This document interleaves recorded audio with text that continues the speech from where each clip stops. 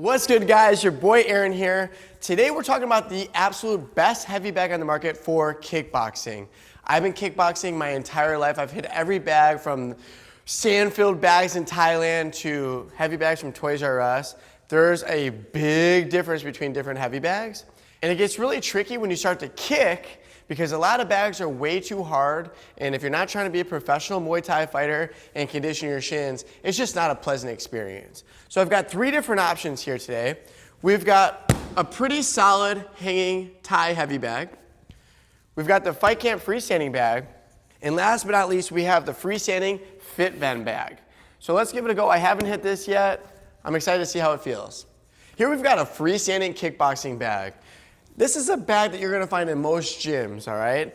Most of them are too hard, and I've been training people for a long time, and I tell you, men and women, they complain about their shins getting bruised up. So let's see how this feels. We're gonna start with just some round kicks.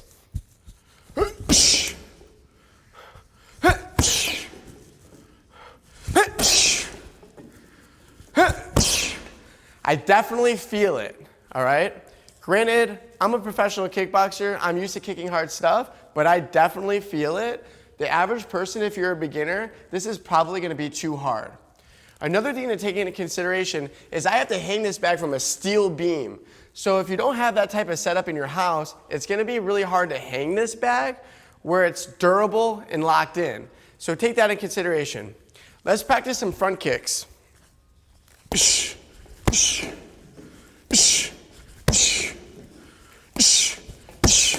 The front kicks feel pretty good because the bag moves a little bit, which is nice because you have to time it. This is not completely ideal because if you notice, it's rubbing against the floor.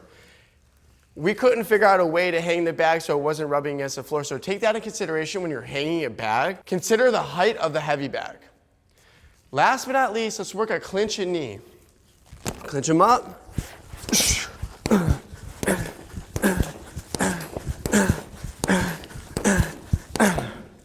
It's nice. The clinch and knee is good because when you're clinching and kneeing, it's nice to be able to push and pull the bag. So a hanging heavy bag is ideal for that. It's just a lot of work to get the steel beam up and hang it. So depending on your situation, take that in consideration. Let's go to bag number 2. This is a FightCamp freestanding bag. It's filled with sand, and we have this bag ring, which is gonna keep the bag in place. Let's work those same techniques and see how it feels. So with round kicks.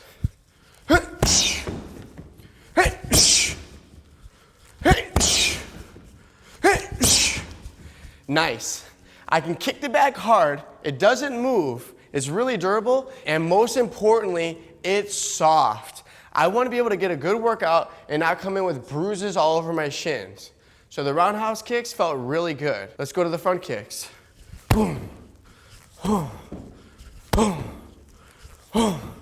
It's great. Super soft, doesn't move too much.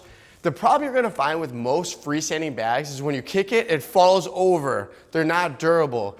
This is, in my opinion, the most durable freestanding bag that I've hit. We've got one more to test out later, but so far, this is great. Last but not least, clinch and knees. Clinch them up.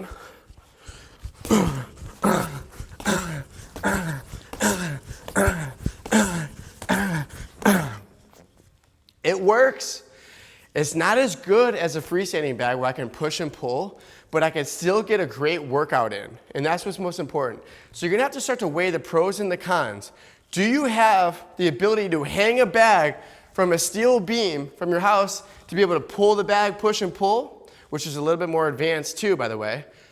Or are you just looking to get a good workout, get the knees in, throw kicks with something that's durable, it's not gonna move all over the place, and you just wanna fill it with sand? So the biggest difference between a hanging bag and a freestanding bag is convenience. I can get everything I need to out of this bag without having to deal with the construction of hanging a bag.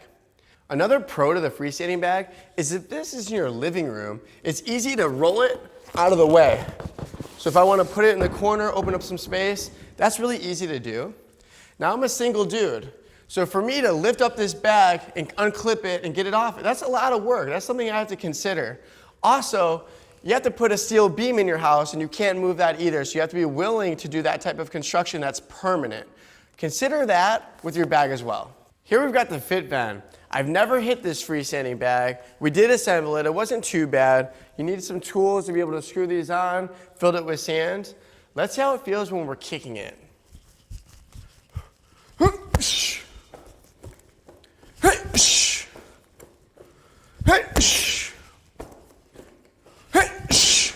Okay then. All right, so obviously the bag fell over. If you notice here, there's some suction cups on the bottom. Now, we put it on this floor, we didn't know if it was gonna sucker. Obviously it did not. If you have different flooring, maybe hardwood floors, it might hold up better, but it didn't hold up on this flooring. The other thing is, the bag's pretty hard actually. So when I kick it, it hurts a little bit. If you're a beginner, you don't want bruised shins, this bag might not be the one for you because it is hard. That's how it feels with front kicks. See how it rocks? So if you have neighbors underneath you, this is not going to be good. It's going to make a lot of noise. The other thing is, the bag itself is pretty slim, so you have to be really accurate with your front kicks. That could be a good thing if you're advanced, but if you're a beginner, you might end up missing. Last but not least, clinch your knee.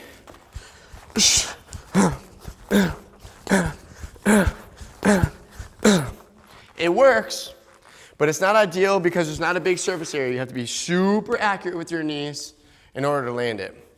Don't love this bag. It moves too much, it knocks over, and it's a little bit too hard for my liking. Let's do a quick recap. We had the hanging kickboxing bag. Make sure you have a steel beam support in order to hang this bag, and also try to measure the bag because you don't want it dragging on the floor. It's not ideal. Most importantly, make sure the bag is not too hard. It's gonna ruin the experience, and it is surprisingly hard to find a bag that's soft enough to kick, but also durable. Which brings me to bag number 2, the FightCamp bag.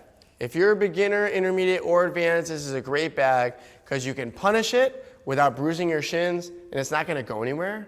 And also, if you're interested in taking boxing and kickboxing classes, make sure you like and subscribe here. And also go to FightCamp.com. We have an app where you can do all types of workouts.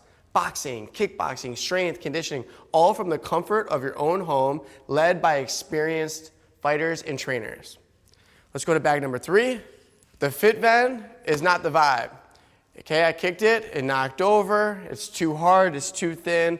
I don't like this bag. My honest opinion. Obviously I'm biased because I'm a FightCamp coach, but there's a reason why we picked this bag. It's the best freestanding bag on the market. Let me know what you think in the comments below, and go to FightCamp.com. Try out some of our workouts. Let us know what you think. My name is Aaron Swenson. Till next time, I'm gonna go ice my shins. Peace. This is FightCamp, an interactive training camp from the comfort of your own home. Tutorials and guided paths walk you step by step through the basics and sharpen your technique over time. Punch tracking technology and leaderboards provide you built-in motivation to help you hit your goals. Learn more at FightCamp.com. Your workout, and I don't expect you to be going non-stop.